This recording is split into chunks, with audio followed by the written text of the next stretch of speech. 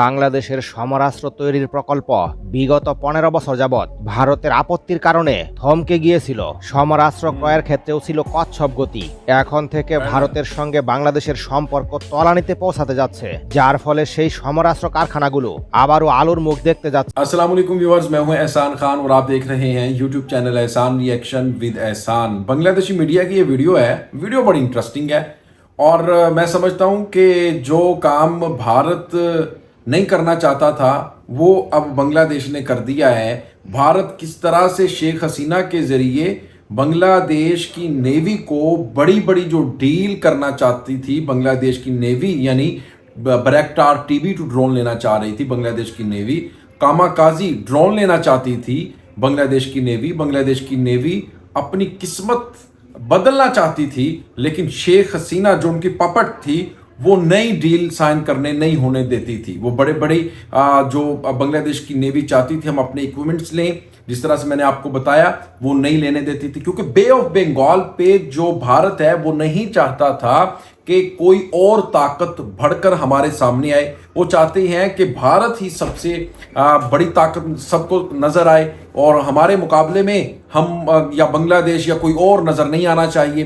तो बांग्लादेश के लिए भी बहुत ज़रूरी था बे ऑफ बंगाल को सिक्योर रखने के लिए अपनी नेवी को और मजबूत करे, क्योंकि बांग्लादेश की नेवी बहुत मजबूत है, लेकिन और मजबूत शेख हसीना वो बड़े बड़े जो एग्रीमेंट साइन नहीं होने दे रही थी, जो प्रोजेक्ट थे, जो डील थी, वो डन नहीं होने दे रही थी। क्यों नहीं होने दे रही थी? इसीलिए नहीं होने दे रही थी क्योंकि भारत नहीं होने देता था। और फिर किया क्या उसके बदले में कि शेख हसीना ने भारत के जो बैकडेटेड या नकारा कह लें आप, और जो चले कारतूस उस तरह का जो सामान है जो भारत बनाता है 2 नंबर 3 नंबर, वो उसके साथ डील कर ली।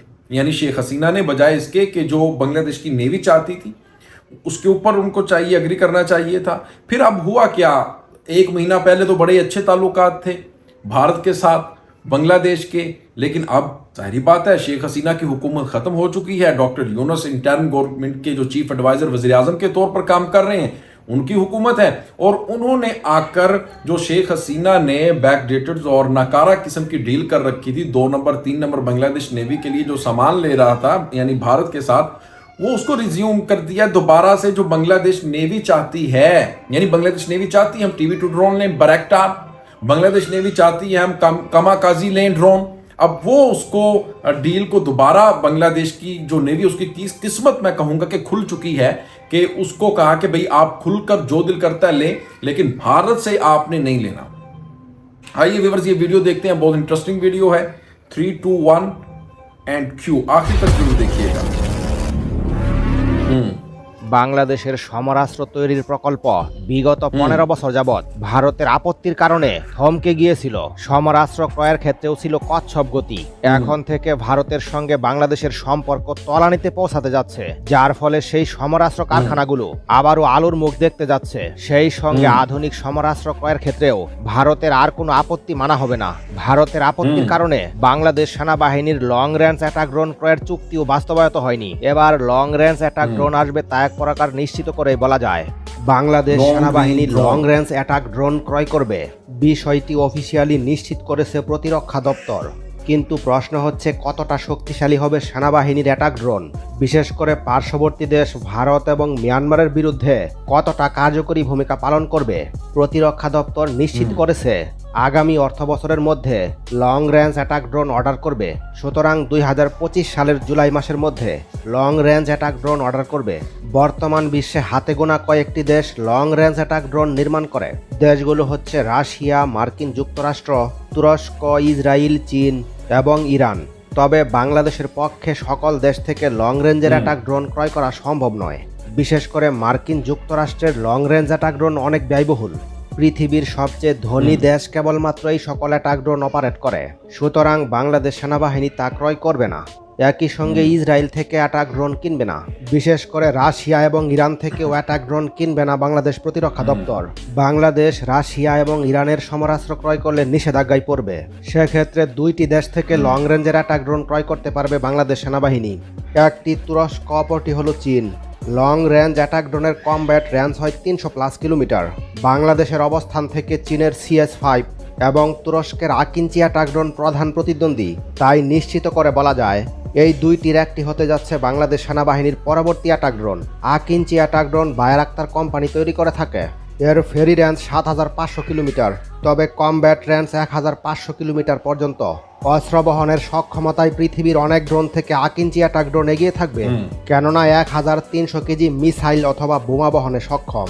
আকিঞ্চি অ্যাটাক ড্রোন ঘন্টায় 360 কিলোমিটার বেগে ছুটতে পারে, পাশাপাশি 45,000 ফিট উচ্চতায় উড্ডয়ন করতে পারে। আকাশে একটানা 25 ঘন্টা টহল দিতে সক্ষম আকিঞ্চি অ্যাটাক ড্রোন। পৃথিবীর হাতে গোনা কয়েকটি অ্যাটাক ড্রোন লং রেঞ্জের ক্ষেপণাস্ত্র বহন করে, তার মধ্যে আকিঞ্চি অন্যতম। অন্যদিকে চীনের CS-5 একটি সেমি স্টেলথ অ্যাটাক ড্রোন। এর ফেরি রেঞ্জ 10,000 কিলোমিটার, তবে কমব্যাট রেঞ্জ 2000 কিলোমিটার পর্যন্ত। অস্ত্র বহনের দিক থেকেও চীনের CS-5 কোনো অংশে কম নয়, কেননা 1200 কেজি মিসাইল অথবা বোমা বহনে সক্ষম। সবচেয়ে গুরুত্বপূর্ণ দিক, একটানা 60 ঘন্টা আকাশে উড্ডয়ন করতে সক্ষম।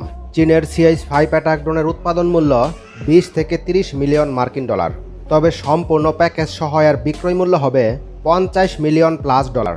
বিপরীতে তুরস্কের আকিঞ্চি অ্যাটাক ড্রোনের মূল্য অনেকটা সাশ্রয়ী, সম্পূর্ণ প্যাকেজ সহ 30 মিলিয়ন ডলার পার ইউনিট। এখন প্রশ্ন হচ্ছে বাংলাদেশ সেনাবাহিনীর জন্য কোনটি সেরা হবে? উভয় অ্যাটাক ড্রোন প্রায় কাছাকাছি মানের শক্তিশালী, অন্যদিকে লং রেঞ্জের পরীক্ষিত অ্যাটাক ড্রোন। তবে ক্যাটাগরি অনেকটা এক হলেও কার্যক্রম কিছুটা আলাদা, কারণ আকিঞ্চি অ্যাটাক ড্রোন দিয়ে গণহারে বোমা বর্ষণ করা সম্ভব, তবে এটি স্টেলথ কোনো অ্যাটাক ড্রোন নয়, অর্থাৎ এটি প্রতিপক্ষের রাডার ব্যবস্থার ফাঁদে পড়ার সম্ভাবনা বেশি। সবকিছু বিবেচনা করলে বাংলাদেশ নৌবাহিনীর জন্য এ ধরনের क्या बात আকিঞ্চি অ্যাটাক ড্রোন সবচেয়ে গুরুত্বপূর্ণ হবে। आपने व्यूअर्स ये वीडियो देखी है और क्या बात है भाई, बांग्लादेश की जो नेवी है और फिर बांग्लादेश के जो नए चीफ एडवाइजर के तौर पर काम कर रहे हैं डॉक्टर मोहम्मद यूनुस, उनकी तरफ से एक बड़ा, मैं कहता हूँ कि फैसला है।